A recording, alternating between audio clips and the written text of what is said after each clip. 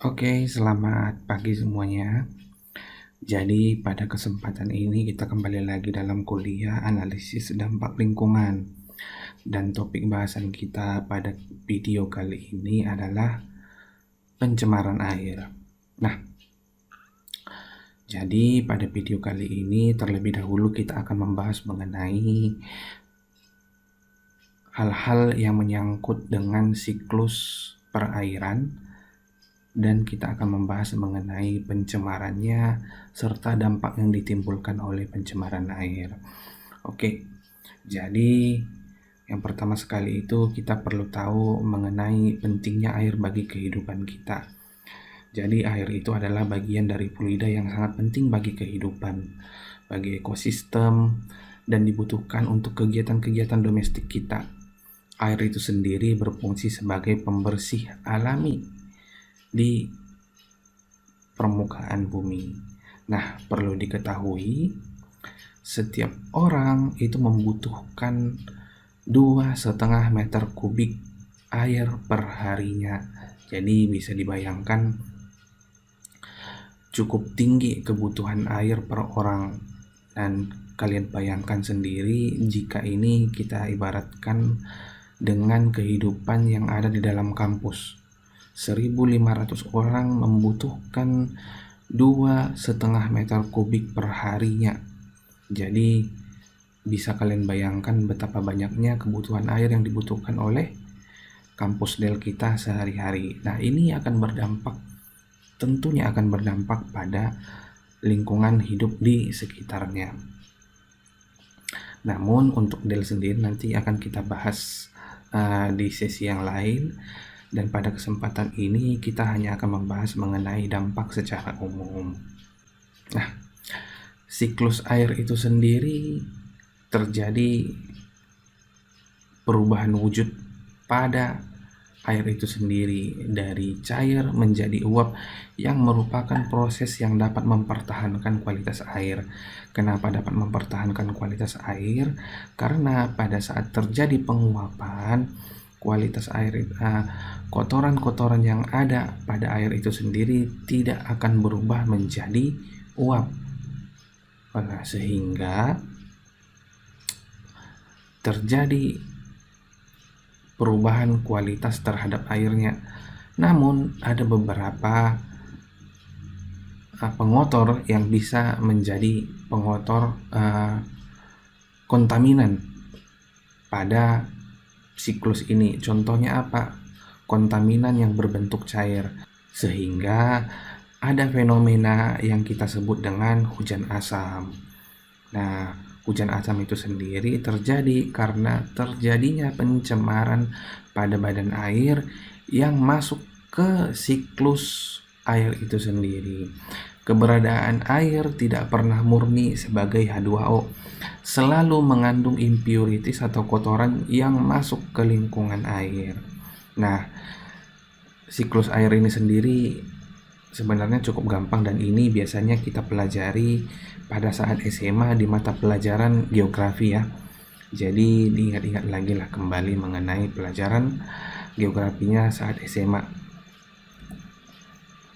Nah, pencemaran air itu sendiri adalah masuknya atau dimasukkannya makhluk hidup, zat, energi, dan atau komponen lain ke dalam air oleh kegiatan manusia. Ya, perlu dipahami, oleh kegiatan manusia. Kalau misalnya yang dilakukan oleh makhluk hidup itu sendiri cenderung bukan merupakan pencemaran. Kenapa seperti itu? Karena biasanya yang dilakukan oleh makhluk hidup, misalnya hewan, itu terjadi secara alami. Nah, namun ada beberapa kategori yang termasuk pencemaran. Misalnya saya melakukan ternak sapi di pinggiran Danau Toba, 1.000 ekor sapinya, dan itu dibuang kotoran sapinya semuanya ke Danau Toba. Nah, itu termasuk pencemaran. Namun kalau satu saja saya rasa itu masih dalam taraf baku mutu. Nah, perlu diingat lagi mengenai baku mutu. Nah, masing-masing pencemaran air, udara, tanah itu ada baku mutu yang harus ditaati. Nah, kembali lagi pencemaran air itu sendiri yang disebabkan oleh kegiatan manusia sehingga kualitas air turun sampai ke tingkat tertentu yang menyebabkan air tidak dapat berfungsi dengan peruntukannya. Oke. Nah, sumber pencemaran air itu sendiri terdiri dari dua, ada yang sumber langsung. Sumber langsung itu contohnya pencemaran yang berasal dari sumber tertentu seperti pabrik, sistem buangan, sumur minyak, dan sebagainya. Dan ada sumber tidak langsung yang merupakan pencemaran yang berasal dari sumber yang tidak jelas. Contohnya apa?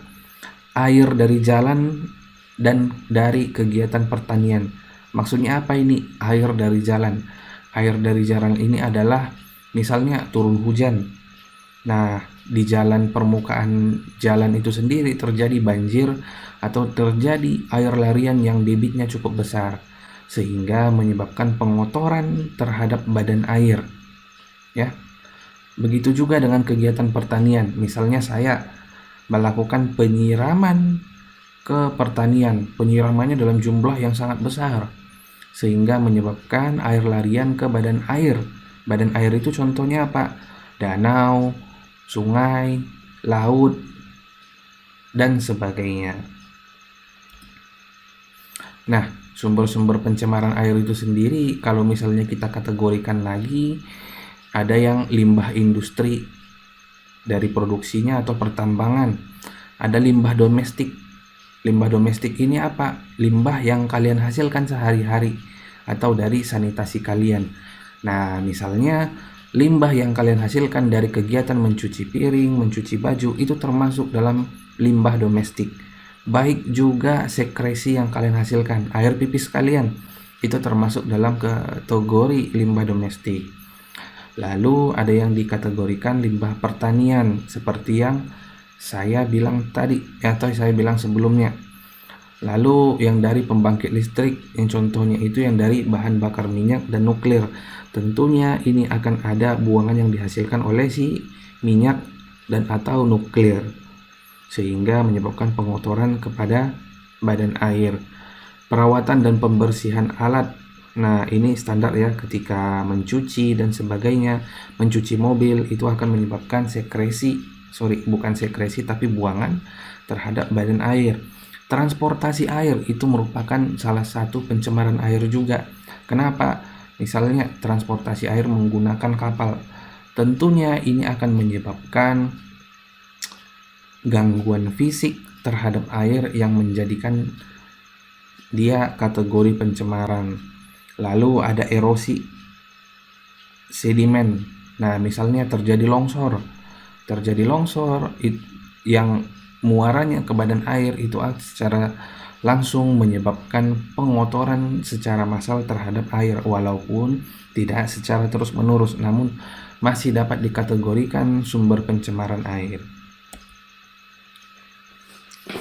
Ilustrasinya kira-kira seperti ini. Nah, ada yang dari kota, ada yang dari perumahan, ada yang dari pertanian, ada yang dari peternakan, dan ada yang dari perkotaan besar. Nah, ini semuanya muaranya, buangan airnya kemana? Tentunya pasti masuk ke badan air. Nah, di rumah kalian sendiri, buangan dari kegiatan domestiknya pasti dibuang ke badan air. Pasti. Nah, yang jadi concern atau yang jadi perhatian, sebisa mungkin apa yang dihasilkan atau apa yang dibuang oleh beberapa sumber pengotor ini tidak melampaui baku mutu sehingga tidak menyebabkan pengotor yang berlebihan di badan air. Kenapa seperti itu? Ketika pengotornya masuk dalam jumlah yang sedikit, pengotor ini secara sendirinya akan terdegradasi oleh kemampuan air untuk memulihkan dirinya. Namun ketika jumlah yang dimasukkan terlalu banyak, itu akan menyebabkan ketidakmampuan air untuk memulihkan dirinya sendiri. Nah, itu yang dikenal nanti dengan chemical oxygen demand dan biological oxygen demand. Itu perlu kalian baca lagi untuk mengetahuinya lebih lanjut. Nah, itu tadi sumber pencemaran air. Sekarang kita berbicara mengenai sumber airnya. Nah, perlu kalian ingat ada beberapa kategori atau jenis sumber air. Contohnya adalah sungai, sumur, danau, laut, parit, dan sebagainya. Itu merupakan badan air yang menjadi buangan limbah atau sumber air yang dipergunakan. Nah, sedangkan ketika dikategorikan air itu sendiri, air terbagi menjadi dua. Ada yang disebut dengan air permukaan dan ada yang disebut dengan air tanah. Nah, yang perlu kalian ingat adalah air permukaan adalah air yang masih tampak di permukaan tanah. Contohnya apa? Contohnya danau, sungai, laut, parit itu termasuk dalam kategori air permukaan. Dan juga sumur cincin atau sumur gali. Nah, perlu kalian ketahui yang dimaksud dengan sumur gali adalah sumur yang kedalamannya masih pada rock layer dari kedalaman tanah, sehingga kedalamannya itu kurang lebih 0 dari permukaan tanah sampai 50 meter ke bawah tanah. Itu masih dikategorikan sebagai air permukaan. Sedangkan air bawah tanah yang mana? Air bawah tanah lebih dalam lagi sehingga menembus deep aquifer. Nah, secara awam air yang dikategorikan air tanah ialah air yang berasal dari sumur bor. Nah, perlu kalian ingat aja, itu simpelnya. Air yang keluar dari sumur bor itu dikategorikan sebagai air tanah. Sedangkan air yang berasal dari sumur gali yang masih kalian tarik menggunakan ember timba, contohnya itu merupakan air permukaan. Nah, kalau sudah berbicara mengenai media yang dicemarkan, tentu ada indikator air itu telah tercemar atau tidak. Yang pertama itu sekali ialah adanya perubahan suhu air. Nah, suhu air itu sendiri dapat dikategorikan tercemar apabila terjadi perubahan suhunya kurang lebih 3 derajat dengan suhu di lingkungannya. Jadi kalau misalnya suhu normal air di Lagu Boti itu 18 derajat Celcius, ketika suhunya itu berada pada 24, itu dapat dikategorikan tercemar, atau berada pada suhu 14 itu dapat dikategorikan tercemar. Namun jika plus minusnya masih di bawah 3, itu belum dalam kategori tercemar. Lalu adanya perubahan pH. Nah, seperti yang kalian tahu, pH air normal itu adalah 6,5 sampai 7,5. Di luar dari ini, air tersebut merupakan air yang sudah tercemar. Lalu adanya perubahan warna, bau, dan rasa. Ini sudah jelas bisa dirasakan dengan indera fisik kalian. Lalu timbul endapan atau koloidal atau bahan terlarut ketika dilakukan pengendapan. Atau cara simpelnya cahaya matahari terhalang masuk ketika dihadapkan dengan air tersebut. Lalu adanya mikroorganisme yang patogen dalam air tersebut. Lalu meningkatnya radioaktif air lingkungan. Nah, ini biasanya yang terakhir ini merupakan indikator tercemar untuk aplikasi teknologi nuklir, pertambangan, dan lain-lain. Nah, ketika sudah tahu indikator air tercemar itu seperti apa, lalu kita perlu tahu juga macam-macam pencemar air itu sendiri. Ada 6 contohnya, yaitu bahan patogen atau penyakit, bahan kimia organik, bahan kimia anorganik, kekurangan oksigen atau eutrofikasi, endapan atau sedimentasi, lalu polusi panas. Apa itu bahan patogen? Bahan patogen ialah bakteri, virus, parasit yang patogen terhadap manusia. Dampaknya seperti apa? Ya, tentu saja penyakit-penyakit yang sudah kalian tahu seperti demam, disentri, kolera, ataupun diare. Lalu ada bahan kimia organik. Contohnya seperti apa? Pestisida dan herbisida itu salah satu pencemar air yang kategori kimia organik. Sumbernya dari mana? Pertanian. Lalu ada juga deterjen, minyak, oli, dan bensin. Itu masih kategori bahan kimia organik. Dampaknya seperti apa? Kanker dan kerusakan sistem saraf. Loh, kenapa minyak, oli, dan bensin itu masuk dalam kategori kimia organik? Ya, kalau kita lihat yang kimia anorganik, itu senyawa-senyawa yang lebih kompleks. Seperti apa? Seperti senyawa-senyawa sulfur dan nitrogen dari batu bara. Lalu ada garam-garam mineral yang berasal dari kotoran alamiah, tanah irigasi, limbah industri, dan lapangan minyak. Lalu logam-logam beracun seperti merkuri, timbal, dan kadmium. Itu termasuk bahan kimia anorganik. Nah, ini merupakan contoh yang terjadi ketika polutan anorganik itu masuk ke badan air. Ini tragedi Minamata. Nah, ini bisa kalian baca atau bisa kalian searching mengenai tragedi Minamata. Lalu kategori pencemar yang lainnya ialah kekurangan oksigen atau eutrofikasi. Nah, seperti yang saya bilang sebelumnya, badan air itu mempunyai kekuatan untuk memulihkan dirinya sendiri.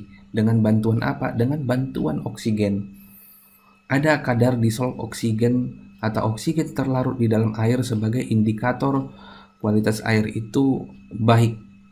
Nah, ketika air itu kekurangan oksigen, akan terjadi eutrofikasi. Eutrofikasi itu apa? Eutrofikasi itu adalah terhalangnya cahaya matahari masuk ke badan air. Bagaimana bisa cahaya matahari terhalang masuk ke dalam air? Itu dikarenakan banyaknya bahan padatan yang masuk atau bahan pengotor yang masuk ke badan air, sehingga menyebabkan adanya organisme yang tumbuh di permukaan air yang menyebabkan cahaya matahari tidak dapat masuk ke dalam air, sehingga kemampuan air untuk menguraikan zat-zat pengotor di dalamnya semakin berkurang, dan ini tentunya akan berdampak kepada organisme apa saja yang berada di dalam air. Nah, contoh dampak dari eutrofikasi ini adalah berkurangnya organisme yang ada di dalam air. Contohnya saja, ketika plankton semakin berkurang di dalam air, maka makanan ikan di dalam air itu sendiri akan berkurang, sehingga rantai makanan yang terjadi di dalam air itu akan terganggu. Begitu juga dengan tumbuhan.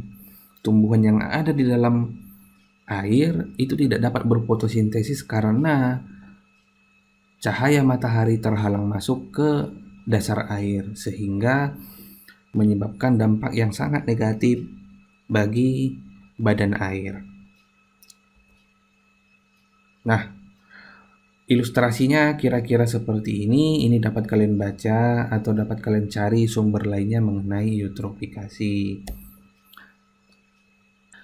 Lalu jenis pencemar yang lainnya adalah polusi atau thermal pollution. Mengapa panas merupakan salah satu bentuk pencemar? Tentu panas ini merupakan suatu bentuk pencemar. Kenapa? Seperti yang kita tahu, masing-masing makhluk hidup itu mempunyai habitat tertentu. Misalnya Bakteri sendiri memiliki rentang suhu tertentu. Ketika panas berlebih masuk ke suatu badan air, itu tentunya akan menyebabkan tempat tinggal dari organisme tersebut tidak sesuai lagi dengan kondisi hidupnya. Misalnya nih, kepanasan, bakteri yang ada di situ atau plankton yang ada di dalam badan air, kepanasan, mati. Sehingga dengan matinya salah satu rantai makanan, itu akan menyebabkan terganggunya rantai makanan yang lain. Sehingga polusi panas merupakan salah satu bentuk pencemar. Ini menyebabkan apa lagi? Thermal shock. Itu yang saya sebutkan tadi, adanya kematian yang diakibatkan oleh panas. Lalu parasit dan penyakit berpeluang menjadi polutan beracun, lalu perubahan ekologi. Nah, dampak terhadap air atau air permukaan dan air tanah ini dapat menyebabkan nilai estetika dari air itu sendiri turun. Nah, ini misalnya yang kategori air permukaan. Kalau misalnya danau itu bisa dijadikan sebagai objek wisata, ketika tercemar, siapa lagi yang mau datang ke danau tersebut? Lalu ikan atau biota air mati. Karat pada logam apabila peralatan atau alat transportasi yang ada di sungai itu atau di badan air itu terkena air yang sudah tercemar atau pH-nya rendah, itu akan menyebabkan kerusakan pada peralatan-peralatan yang berhubungan dengan air. Lalu menurunnya daya guna air, meningkatnya alga dan eceng gondok, lalu kesehatan masyarakat yang turun akibat terkontaminasi air yang terkena limbah, lalu terumbu karang rusak yang mengakibatkan rantai makanannya terganggu. Nah, beberapa penyakit bawaan yang disebabkan oleh pencemaran air seperti berikut. Nah, ini silahkan dibaca saja. Banyak contohnya. Yang paling umum itu ya diare atau disentri dan sebagainya. Ini bisa dibaca. Nah, apa peraturan yang menyangkut dengan kualitas air? Nah, peraturan yang menyangkut atau yang mengatur mengenai pencemaran air dan kualitasnya itu diatur dalam Peraturan Pemerintah Nomor 82 Tahun 2001 mengenai pengelolaan kualitas air adalah upaya pemeliharaan air sehingga tercapainya kualitas yang diinginkan sesuai dengan peruntukan untuk menjamin kualitas air tetap dalam kondisi alamiahnya. Pengendalian pencemaran air adalah upaya pencegahan dan penanggulangan pencemaran air serta pemulihan kualitas air untuk menjamin kualitas sesuai dengan baku mutu air. Nah, ada klasifikasi air baku atau air yang layak dijadikan sebagai sarana atau dapat digunakan. Yang pertama itu air kelas 1, air yang peruntukannya dapat digunakan untuk air baku minum. Dan ada air kelas 2, air yang masih dapat digunakan untuk prasarana rekreasi namun tidak dapat diminum lagi. Air kelas 3 yang peruntukannya dapat digunakan untuk budidaya ikan air tawar namun tidak dapat digunakan untuk rekreasi lagi. Sarana rekreasi air. Sarana rekreasi air yang dimaksud di sini adalah air untuk mandi-mandi. Ya, singkatnya itu atau awamnya itu mandi-mandi. Nah, air yang kelas 4 itu tidak dapat lagi digunakan untuk budidaya air tawar, tapi peternakan atau pertanaman dan lain-lain. Nah, jadi udah tahu ya bedanya di sini. Air kelas 1 itu masih dapat diminum. Air kelas 2 itu hanya untuk tidak dapat diminum lagi, tetapi masih bisa digunakan untuk rekreasi air. Air kelas 3 tidak dapat lagi digunakan untuk rekreasi air, tapi bisa digunakan untuk ternak ikan. Dan air kelas 4 tidak dapat lagi digunakan untuk ternak ikan. tetapi masih bisa digunakan untuk pertanaman dan peternakan lainnya. Nah, berikut baku mutu yang harus dipenuhi dari air kelas 1, 2, dan 3 tadi ini cukup dibaca saja, sangat banyak parameter yang harus dipenuhi. Nah, peraturan apa lagi yang terkait dengan pencemaran air? Ada peraturan Menteri Lingkungan Hidup nomor 19 tahun 2010 mengenai air limbah bagi usaha dan atau industri. Lalu ada keputusan Menteri Negara Lingkungan Hidup nomor 51 mengenai baku mutu limbah cair bagi kegiatan industri. Lalu ada juga peraturan Menteri Lingkungan Hidup nomor 5 tahun 2014 mengenai baku mutu air limbah industri. Dan ada peraturan Menteri Lingkungan Hidup nomor 68 tahun 2016 mengenai limbah domestik. Nah, apa usaha-usaha yang bisa kita lakukan mengenai pencemaran air ini? Yang pertama itu bisa dilakukan dengan mengurangi atau menghilangkan sumber-sumber yang menjadi polusi. Contohnya apa? Pengurangan jumlah pupuk, atau misalnya pupuk kimia bisa kita gantikan dengan pupuk organik. Lalu merecycle buangan. Loh Pak, tapi kan limbah yang dihasilkan limbah cair, gimana bisa direcycle? Limbah cair yang masih kategori 3 itu masih bisa direcycle menjadi air kualitas atau air kelas 2. Banyak recycle yang dilakukan terhadap buangan cair. Itu yang disebut dengan instalasi pengolahan air limbah atau water treatment plant. Itu salah satu cara merecycle. Lalu mencari bahan-bahan pengganti yang ramah lingkungan, ini sama dengan yang pertama. Lalu mengembalikan secara alami fungsi air sebagai pembersih. Nah, contohnya menghidupkan kembali wetlands. Nah, ini perlu kalian baca mengenai wetlands, ya. Silakan di searching, ini nanti akan keluar saat UTS.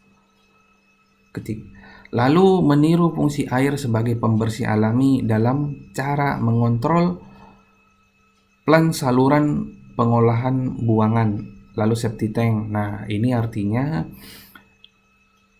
mengklasifikasikan limbah yang mana yang cepat untuk diolah, yang mana yang lama diolah, sehingga dilakukan kontrol terhadap buangan-buangan yang akan dilakukan terhadap badan air.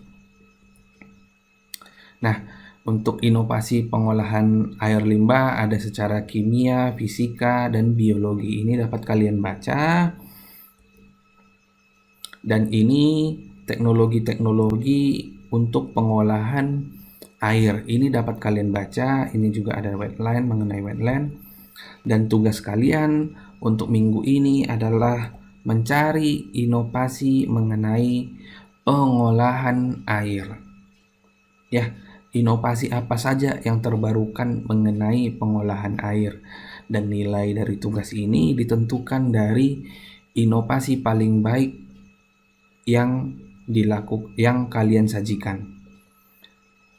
Tugas akan dikumpul pada Jumat pukul 5 sore. Materi kali ini sampai di sini, sampai ketemu di video selanjutnya. Terima kasih.